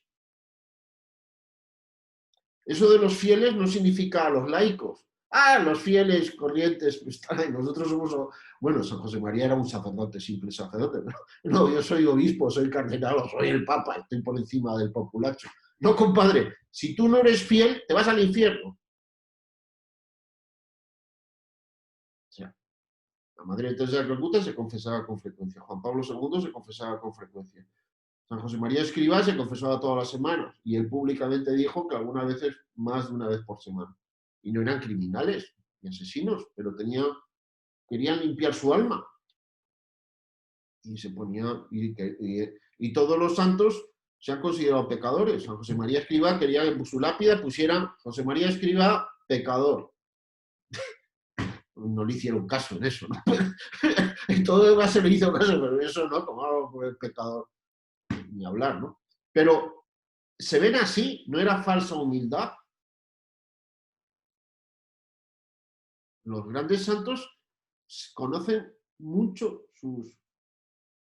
Y él decía, dice, me creo capaz de todos los crímenes, los más horrendos. Si Dios me suelta de su mano, bueno, los que nos creemos la mamá de Tarzán somos los que no somos santos. Ah, no, a mí que me pongan de escaparate, porque yo soy perfecto, yo no cometo nunca ningún error, no tengo nada que arrepentirme, como las entrevistas a los famosos, ¿no? ¿Y usted de qué se arrepiente? Las entrevistas, a mí me gusta mucho leer entrevistas cuando tengo oportunidad, porque son interesantes muchas veces. Entonces, la típica pregunta, ¿y usted de qué se arrepiente? Y la típica respuesta, yo me arrepiento de que soy muy bueno y claro, a veces la gente se aprovecha de mí. Entonces, como soy tan bueno, la gente se aprovecha. Entonces, a veces no tendría yo que ser tan bueno. Por favor. No es que me tengo que confesar en público, ¿no? Que hizo de Obi-Wan Kenobi en Star Wars, la 4, ¿no? Que es la primera. Alec Guinness, este actor británico, se acordarán de él. Pues este era converso, este se hizo católico. Se hizo católico y parece que el itinerario, el punto de inflexión fue una vez que estaba rodando una película en Italia. Era sobre Don Camilo, el personaje este cura párroco que se pelea con el alcalde comunista, Don Pepone, ¿no? Entonces, él estaba actuando y tenía una sotana puesta, estaba rodando y demás. Entonces se alejó de la zona de graduación, se fue a caminar por ahí a fumarse un cigarro. Y entonces, en un momento determinado, cuenta que vino un chico pequeño, un muchachito. Le agarró. Vamos a silenciar a Germán Boza. Entonces, tiene buena música, ¿no? Entonces, el muchacho este, sería un niño, pues se le acercó corriendo, claro, pensaba que era un cura, y le agarró de la mano y se pegó a él y pegó su mano a su cara. El tipo se quedó inmóvil. Y estuvo así 2 o 3 segundos el chico y se fue corriendo. Esto supuso un cambio radical para Alec Guinness, porque dijo, qué confianza y qué cariño muestra este chico con un sacerdote. Claro, no sabía que era actor, y que era sacerdote. Bueno, el caso es que se hizo católico. Y una vez lo entrevistaron, la típica entrevista, y entonces la típica pregunta. ¿Y usted de qué se arrepiente? Y le dijo, yo no me confieso en público, mis pecados los cuento se los cuento al cura en una confesión, cada mes me confieso o algo así, creo que dijo cada mes, se confesado una vez al mes. No voy a contar aquí mis pecados, no tengo le importa, no voy a confesar en público, ¿no? Se los cuento al sacerdote que escucha mi confesión, bueno, a Jesucristo. Entonces, el tema es el amor, no el estado. Ahora bien, dicho lo cual, el celibato por el reino de los cielos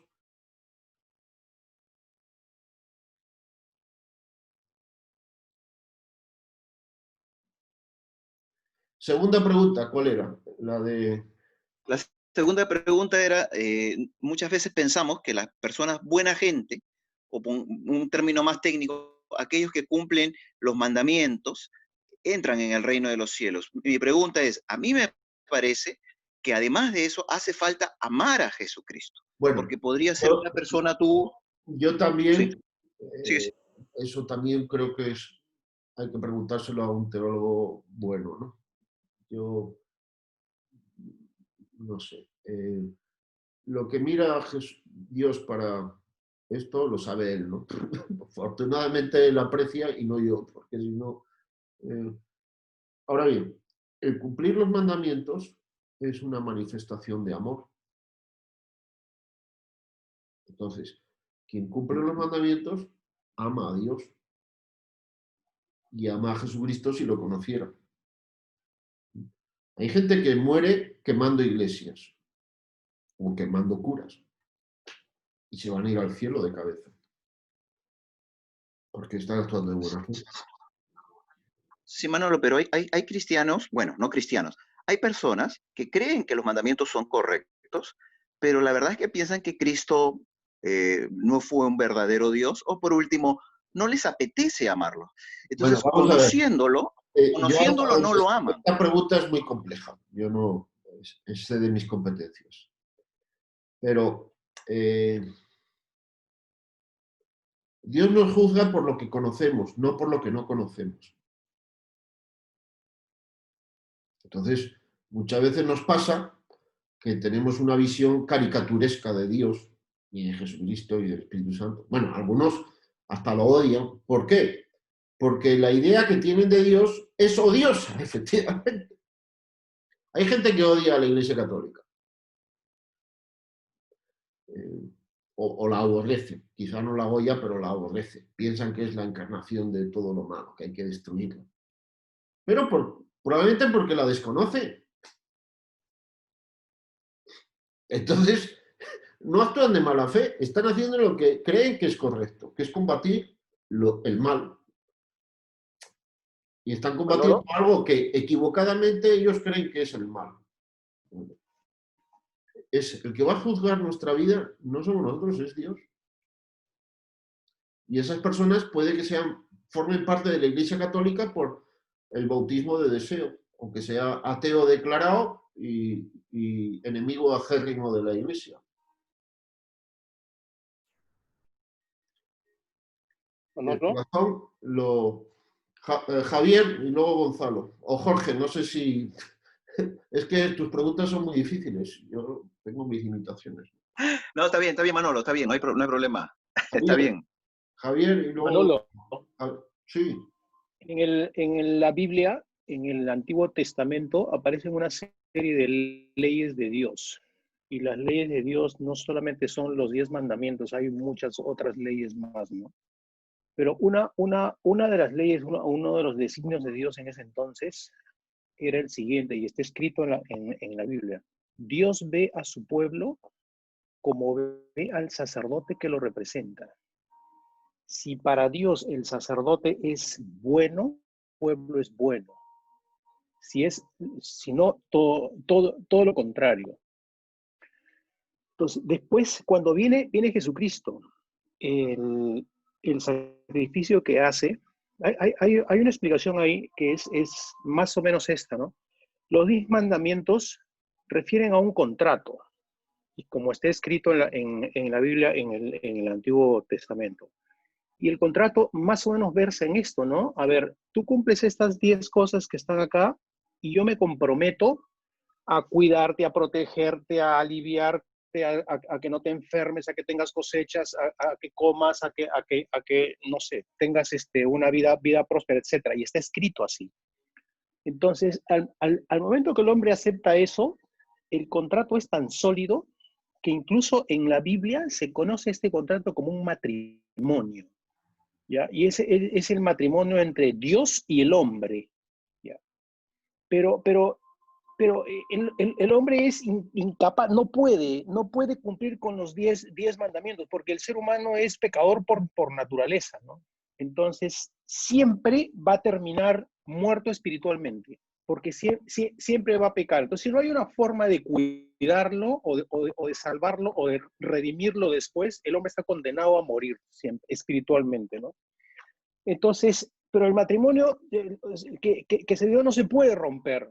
La única manera de romper un matrimonio es que una de las partes muera, porque no se puede disolver. Entonces, en ese matrimonio que se formó entre Dios y el hombre, no era Dios el que iba a morir, porque Dios es inmortal, ¿no? Entonces tenía que morir el hombre. Entonces, ahí es donde aparece Jesucristo. Y por eso es que Jesucristo viene a la tierra hecho hombre. Y en representación de todos los hombres es que muere para que ese matrimonio se rompa. Pero como fue él quien levantó la mano y dijo, ok, yo voy a morir y voy a representar, y voy a librar del pecado a todos y me voy a sacrificar por todos ellos. Entonces, lo que es justo en ese entonces son dos cosas. La primera es que Jesucristo se convierte en el sacerdote de todos los cristianos, lo que significa que Dios va a ver a los que creen en Jesucristo, o al pueblo, o a los creyentes en Cristo, o a los que están en Cristo, tal cual como ve a Cristo, porque esa es la ley que imperaba en el Antiguo Testamento, ¿no?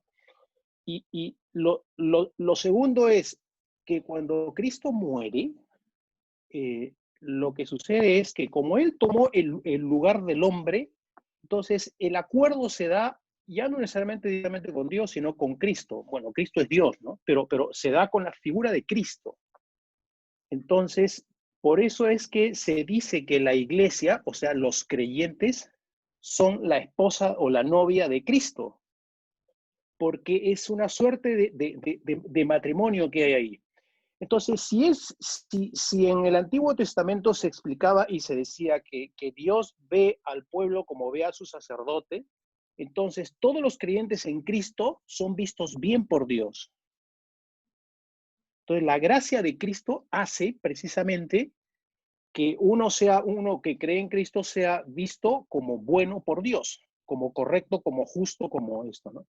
Incluso hay personas que creen que el momento de la segunda venida de Jesucristo, lo primero que va a pasar es algo que en inglés se llama el rapture, que dice que hay personas, y en la Biblia lo dice, vamos a estar todos juntos como en un día a día normal, y algunas personas van a desaparecer, ¿ya? Y también habla de que hay gente que va a resucitar, y de esos que van a resucitar también van a desaparecer, y que esos son los que murieron en Cristo.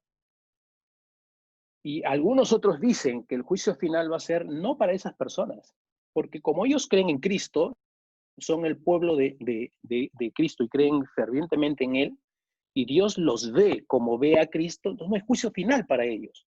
sino más bien para los otros que no han vivido en Cristo, ¿no? Que ellos sí están sujetos a ese juicio, ¿no? Más o menos eso entiendo yo. Bueno, es una suerte tener a alguien que sabe muchísimo de Sagrada Escritura, a diferencia mía, que soy un ignorante en Sagrada Escritura, ¿no? Entonces, Javier, te agradezco mucho. Un par de precisiones. Una, o tres precisiones. Una, de que la naturaleza humana es pecadora, no sin remedio. Eso es verdad, pero no hay que cargar demasiado las tintas, porque eso, como sabemos, es fruto del pecado original que deja la naturaleza humana herida. Quizás es mejor eso que muerta. Creo que tú no has dicho la palabra muerta, pero es decir, sí tenemos una cierta capacidad de hacer el bien. Sí, también es verdad que, esto lo dice la teología, que el ser humano es incapaz de cumplir los mandamientos con sus solas fuerzas si no cuenta con la gracia de Dios. O sea, frito el pescadito. O sea, no podemos cumplir los mandamientos. O sea, para cumplir los mandamientos necesitamos la gracia de Dios y, claro, poner de nuestra parte. Pero, bien. Tercer comentario, lo del juicio final. Bueno, eso que dices no lo había oído, me suena razonable, pero también el juicio final tiene otra virtualidad, que es, y por eso creo que los que se salvan también son juzgados. ¿Por qué? Porque el juicio universal tiene también la virtualidad de hacer como reconocimiento público del bien que ha hecho una persona y del bien que se ha seguido dando con posterioridad a su muerte. Entonces, es justo que las personas que han hecho mucho bien, los santos, los que se van al cielo, que muchas veces ese bien que han hecho en vida sigue generando más bien en el futuro. Claro, si resulta que... es decir, los buenos tienen hijos espirituales y nietos espirituales y bisnietos espirituales que también son buenos porque el bisabuelo o la bisabuela, pues, en fin. El efecto positivo posterior a la muerte de una persona de sus buenas acciones, pues en el juicio universal también será reconocido. Y también, eventualmente, el negativo, pero bueno, tú te estabas refiriendo a los buenos. Bien, pero me ha parecido fantástica tu ampliación, ¿no? Teológica, escriturística. Estamos Manolo. de la filosofía y, por supuesto, de la ciencia, ¿no? Porque la ciencia astrofísica no tiene nada que decir sobre estas cosas. Bien. Entonces, Hola. Manolo. ¿quién eres? Pablo. Adelante, Pablo. Disculpa, Gonzalo. ¿Qué tal? Complementando un poco lo que se ha mencionado respecto a las Sagradas Escrituras, primero, me alegra bastante que haya personas y sobre todo tener la oportunidad de compartir charlas, coloquios con ellos, pero como católicos que somos, debemos tener en cuenta que somos, no, porque las Sagradas aquí, Escrituras... Pablo, en estos coloquios no todos son Dime. católicos, ni todos creen en Dios. Bueno, pero... Ajá.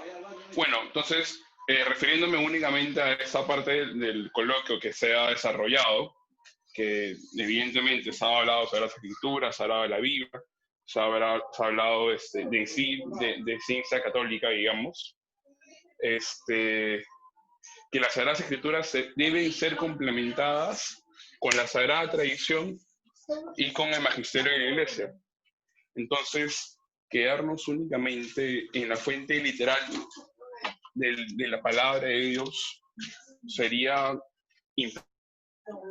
por lo que yo no siendo también un experto sobre todos esos temas, me falta mucho que aprender, pero sí sería bueno ver, leer, analizar, interpretar encíclicas, documentos, Vía de los Santos, que también aportan a la tradición de la Iglesia, ¿no? Bueno, sí, de acuerdo. Yo soy católico, pero yo lo que he organizado son coloquios de filosofía, no coloquios de teología. Entonces, estos son coloquios de filosofía. Entonces, como la filosofía es impura y se mete en todas partes, pues a veces también nos metemos en la teología, en la católica y en otras, y en la ciencia y en todos lados. Pero son coloquios de filosofía. Entonces, pero los comentarios de Javier acerca de la escritura, yo creo que son católicos, es decir, porque efectivamente los católicos tenemos tres fuentes que son la Sagrada Escritura, la tradición y interpretadas por el magisterio de la Iglesia, que está asistido por el Espíritu Santo, ¿no? Entonces no nos quedamos solo con la Escritura, efectivamente, porque la Escritura, sino además con la tradición de 20 siglos de cristianos y católicos que han vivido muchas cosas. ¿Sí?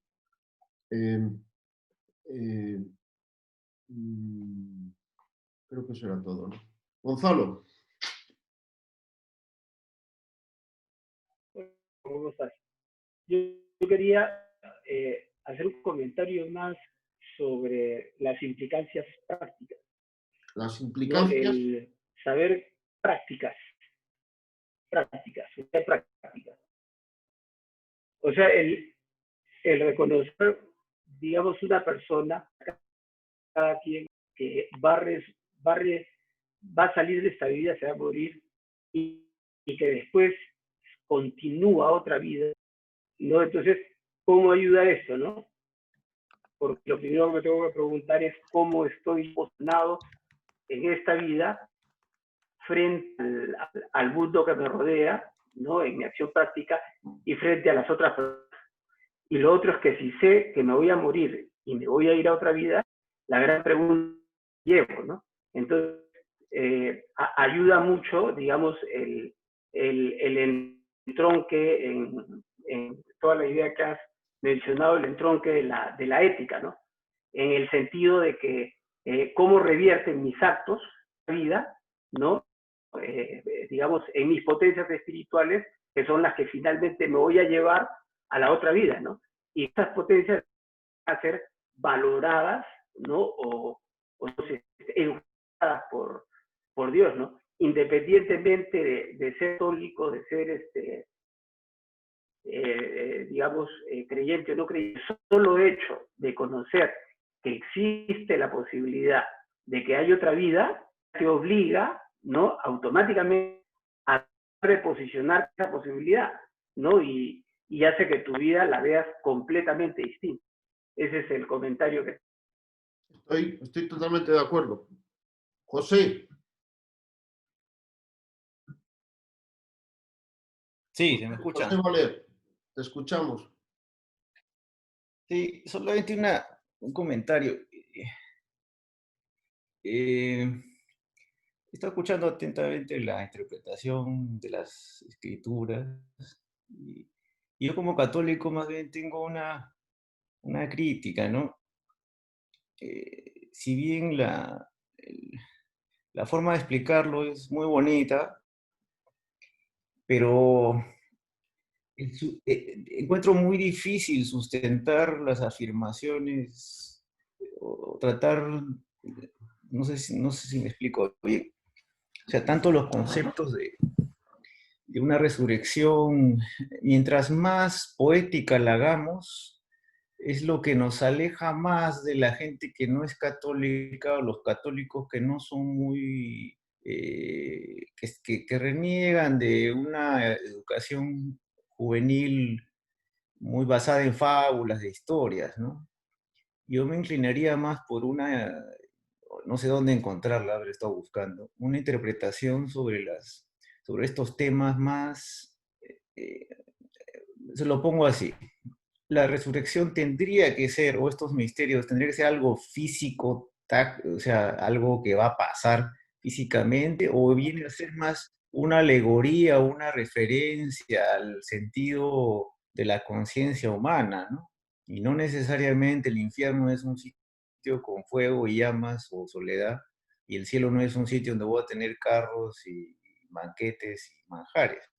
Entonces, me parece un poco, me parece poético, pero no me parece sustentable desde el punto de vista de la lógica, o sea, razonándolo, ¿no? Bueno, No sé no sé si soy el aguafiestas, pero... no, es sé que- totalmente pertinente la pregunta, porque en estos últimos momentos, bueno, que ya llevamos un buen rato de conversación teológica, hemos dado por supuestas una serie de cosas.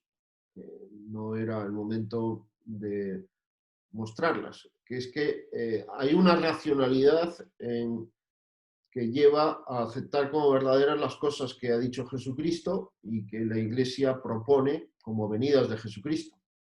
Entonces, y también hay una manera adecuada de entenderlas y hay una manera inadecuada de entenderlas. Entonces, como hace no mucho leí en algún sitio un meme de estos que decía, cuando alguien dice yo soy católico, pero eso se soluciona leyendo el catecismo. Es decir, muchas veces la gente que plantea este tipo de objeciones, siendo católicos, lo que manifiestan es un desconocimiento del catecismo. Oye,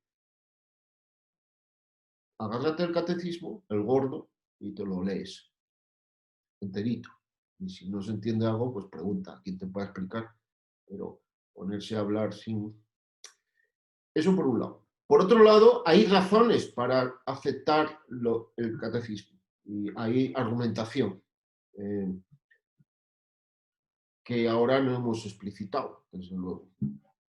Tercero, la resurrección no es alegoría, no es metafórica, es física. La resurrección de Jesucristo fue corpórea, física, tangible. Y la nuestra también lo será.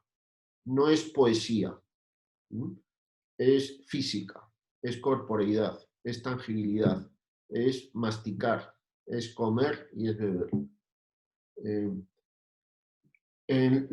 En el libro que estamos leyendo, la siguiente vez tocaremos ya el tema de la resurrección y el tema de la materia, o sea que entraremos más en esos temas. Y el capítulo siguiente toca el tema de los milagros y de las razones por las que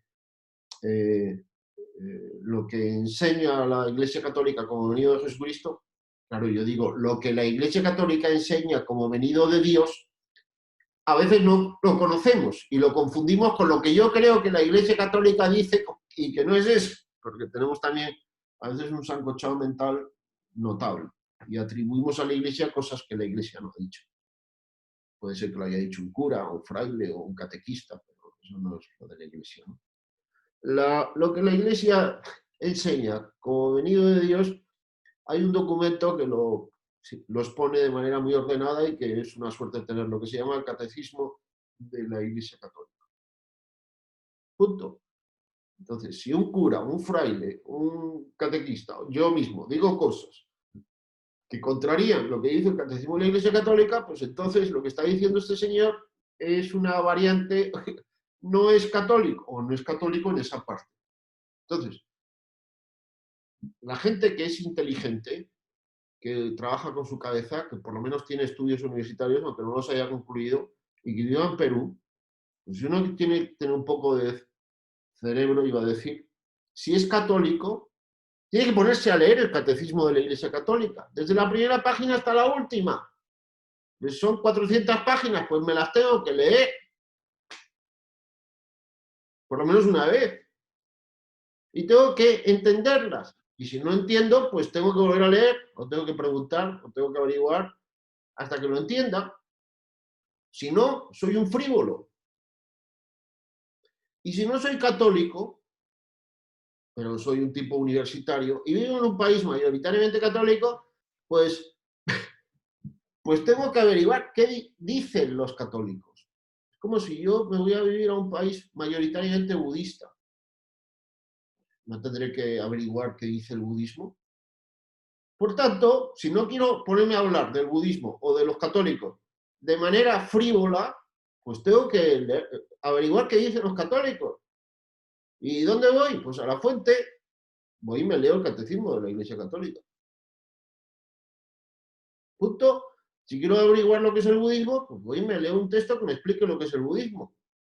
Y que ese texto, a ser posible, que sea una exposición fiel al budismo. Porque si luego viene un budista y me dice, no, pero es que eso es el libro que ha leído usted, eso no lo decimos los budistas. Entonces, los católicos tenemos un texto donde se expone la doctrina católica. Se llama Catecismo de la Iglesia Católica. Entonces, si uno no lo ha leído y se pone a hablar, bien o mal, del catolicismo, pues uno es un frívolo superficial.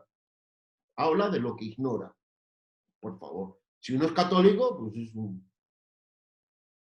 iba a decir un imbécil, ¿no? Oye. Y si uno no es católico, oye, no hables de lo que no sabes, ¿no? Entonces, hay que ponerse a estudiar, ¿no? En fin, no sé si... Javier, tienes la mano levantada, no sé si porque quieres decir algo o se quedó ahí la mano. Bien, pues si no tiene inconveniente, como se ha grabado este coloquio, pues lo subo a internet por si alguien quiere escucharlo. ¿Les parece adecuado? Pues creo que han salido cosas interesantes, pues que puede a alguno más pues servirle, ¿no? Muy bien, pues les agradezco a todos y este sábado yo tengo clases, así que no voy a poder, ya avisaré, creo que el próximo miércoles si puedo, y a ver si ya podemos retomar también los sábados. Pues buenas noches, ha sido un gustazo y ha salido más teológico hoy que filosófico y que de astrofísico. Muy bien, chao, corto.